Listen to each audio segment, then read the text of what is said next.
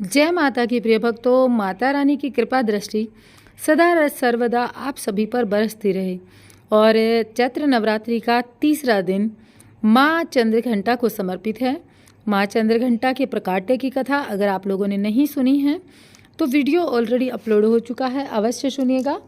पूजा विधि, भोग सब कुछ वीडियो में बताया गया है, तो आप सुनिएगा। अब मैं आप लोगों को बताना चाहती हूँ, चैत्र नवरात्रि या फिर कोई भी नवरात्रि हो, उसमें हम अगर दुर्गा सप्तशती के पाठ सुनते हैं, पढ़ते हैं, तो माता रानी की कृपा दृष्टि हम सब पर बरसती रहती है।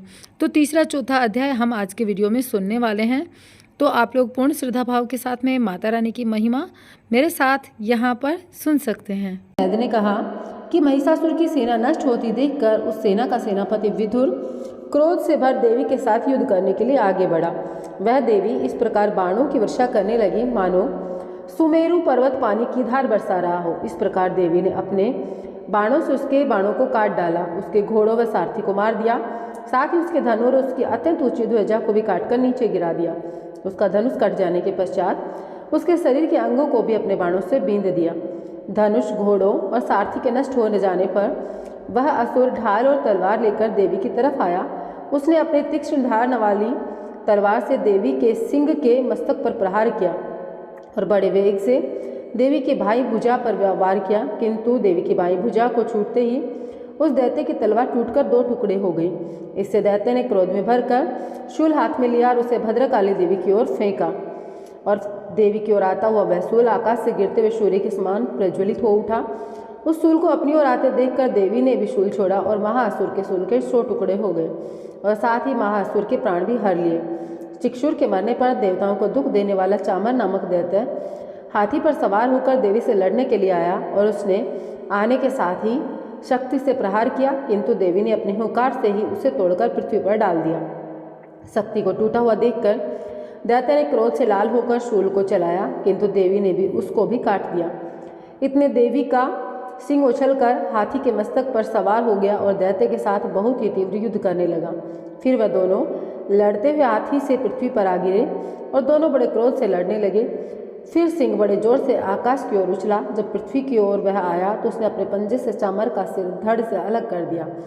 क्रोध से भरी हुई देवी ने शिला और वृक्ष आदि की चोटी से उदग्र को भी मार डाला, कराल को दांतों, मुक्कों और थप्पड़ों से चूर्ण कर डाला। क्रुद्ध हुई देवी ने गदा के प्रहार से उद्धत दैत्य को मार गिराया, भिंदीपाल से बाष्पल को और बाणों से ताम्र तथा अंधक को मौत के घाट उतार दिया। तीनों नेत्रों वाली परमेश्वरी ने त्रिशूल से उग्राश्य, उग्रवीय और महाहनु नामक राक्षसों को मार गिराया। उसने अपनी तलवार से बिडाल नामक दैत्य का सिर काट डाला तथा अपने बाणों से दुर्धर और दुर्मुख राक्षसों को यमलोक पहुंचा दिया। इस प्रकार जब महिषासुर ने देखा कि देवी ने मेरी सेना को नष्ट कर दिया है, तो वह भैंसे का रूप धारण कर देवी के गणों को दुख देने लगा। उन गणों में कितनों को उसने मुख के प्रहार से, कितनों को खुरों से, कितनों को पूंछ से, कितनों को सींग से, बहुतों को दौड़ाने के बेग से, अनेकों को सिंहनाद से, कितनों को चक्कर देकर और कितनों को श्वास वायु के झोंकों से पृथ्वी पर गिरा दिया। वह दैत्य इस प्रकार गणों की सेना को गिरा देवी के सिंह को मारने के लिए दौड़ा। इस पर देवी को बड़ा गुस्सा आया। उधर दैत्य भी क्रोध में भरकर धरती को खुरों से खोदने लगा तथा सिंगों से पर्वतों को उखाड़ उखाड़ कर धरती पर फेंकने लगा और मुख से शब्द करने लगा। महिषासुर के वेग से चक्कर देने के कारण पृथ्वी क्षुब्ध होकर फटने लगी। उसकी पूंछ से टकराकर समुद्र चारों ओर फैलने लगा। हिलते हुए सिंगों के आगाज से मेघ खंड खंड हो गए और श्वास से आकाश में उड़ते हुए पर्वत फटने लगे। इस तरह क्रोध में भरे हुए राक्षस को देख चंडिका को भी क्रोध आ गया। वह उसे मारने के लिए क्रोध में भर गई। देवी ने पास फेंककर दैत्य को बांध दिया और उसने बंध जाने पर दैत्य का रूप त्याग दिया और सिंह का रूप बना लिया। जो ही देवी उसका सिर काटने के लिए तैयार हुई कि उसने पुरुष का रूप बना लिया, जो कि हाथ में तलवार लिए हुए था। देवी ने तुरंत ही अपने बाणों से उस पुरुष को उसकी तलवार से ढाल सहित बींध डाला। इसके पश्चात वह हाथी के रूप में दिखाई दिया और अपनी सूंड से देवी के सिंग को खींचने लगा और गर्जने लगा। देवी ने अपनी तलवार से उसकी सूंड काट डाली। तब राक्षस ने एक बार फिर भैंसे का रूप धारण किया। पहले की तरह चर अचर जीवों सहित समस्त त्रिलोकी को व्याकुल करने लगा।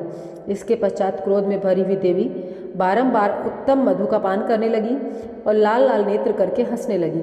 उधर बलवीर्य तथा मद में क्रुद्ध हुआ दैत्य भी गरजने लगा। अपने सिंगों से देवी पर पर्वतों को फेंकने लगा। देवी अपने बाणों से उसके फेंके हुए पर्वतों को चूर्ण करती हुई बोली, ओ मूढ़, जब तक मैं मधुपान कर रही हूँ तब तक तू गरज ले। इसके पश्चात मेरे हाथ ही तेरी मृत्यु हो जाने पर देवता गरजेंगे। महर्षि मेधा ने कहा। यूँ कहकर देवी उछल कर उस दैत्य पर जा चढ़ी और उसको अपने पैरों से दबाकर शूल से उसके गले पर आघात किया।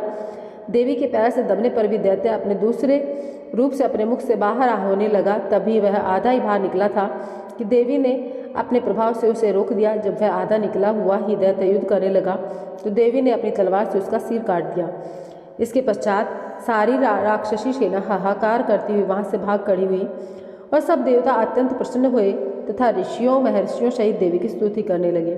गंधर्वराज गान करने लगे, अप्सराएं नृत्य करने लगी। तो इस तरह प्रिय भक्तों, श्री दुर्गा सप्तशती का तीसरा अध्याय जो है वह समाप्त होता है। चौथा अध्याय हम सुनेंगे आज ही, जिसमें है इंद्र आदि देवताओं के द्वारा देवी की स्तुति। तो देखिए, महर्षि मेधा बोले, देवी ने जब पराक्रमी दुरात्मा महिषासुर को मार गिराया और असुरों की सेना को मार दिया, तब इंद्र आदि समस्त देवता अपने सिर तथा शरीर को झुकाकर भगवती की स्तुति करने लगे। जिस देवी ने अपनी शक्ति से यह जगत व्याप्त किया है और जो संपूर्ण देवताओं तथा महर्षियों की पूजनीय है, उस अंबिका को हम भक्ति पूर्वक नमस्कार करते हैं। वह हम सबका कल्याण करे। जिस अतुल प्रभाव और बल का वर्णन भगवान विष्णु, शंकर और ब्रह्मा जी भी नहीं कर सके, वही चंडिका देवी इस संपूर्ण जगत का पालन करे और अशुभ भय का नाश करे। पुण्य आत्माओं के घरों में तुम स्वयं लक्ष्मी रूप हो और पापियों के घरों में तुम अलक्ष्मी रूप हो। शतकुल में उत्पन्न होने वालों के लिए तुम लज्जा रूप होकर उनके घरों में निवास करती हो। हम दुर्गा भगवती को नमस्कार करते हैं। हे देवी, इस विश्व का पालन करो। हे देवी, हम तुम्हारे अचिंतनीय इस रूप का वर्णन कैसे करें। असुरों का नाश करने वाले भारी पराक्रम तथा समस्त देवताओं और दैत्यों के विषयों में जो तुम्हारे पवित्र चरित्र हैं, उनका हम किस प्रकार वर्णन करें। हे देवी, त्रिगुणात्मक होने पर भी तुम संपूर्ण जगत की उत्पत्ति का कारण हो। हे देवी, भगवान विष्णु, शंकर आदि किसी भी देवता ने तुम्हारा पार नहीं पाया। तुम सबके आश्रय हो। यह संपूर्ण जगत तुम्हारा ही अंशरूप है, क्योंकि तुम सबकी आदि भूति प्रकृति हो। हे देवी, तुम्हारे जिस नाम के उच्चारण से संपूर्ण यज्ञों में सब देवता तृप्ति लाभ करते हैं और वह स्वाहा तुम ही हो। इसके अतिरिक्त तुम्हारे पितरों की तृप्ति का कारण हो, इसलिए हम आपको स्वेधा कहते हैं। हे देवी, वह विद्या जो मोक्ष देने वाली हो, जो अचिंतनीय महाज्ञान स्वरूपा है, तत्वों के सार को वश में करने वाले, संपूर्ण दोषों को दूर करने वाले, मोक्ष की इच्छा वाले मुनिजन जिसका अभ्यास करते हैं, वह तुम ही हो। तुम वाणी रूप हो, दोष रहित ऋग तथा यजुर्वेदों की एवं उद्गीत और सुंदर पदों के पाठ वाले सामवेद की आश्रय रूप हो। तुम भगवती हो। इस विश्व की उत्पत्ति एवं पालन के लिए तुम वार्ता के रूप में प्रकट हुई हो और तुम संसार की पीड़ा हरने वाली हो। हे देवी, जिससे सारे शास्त्रों को जाना जाता है, वह मेधा शक्ति तुम ही हो और दुर्गम भव सागर से पार करने वाली नौका भी तुम ही हो। लक्ष्मी रूप से विष्णु भगवान के हृदय में निवास करने वाली हो और भगवान महादेव द्वारा सम्मानित गौरी तुम ही हो।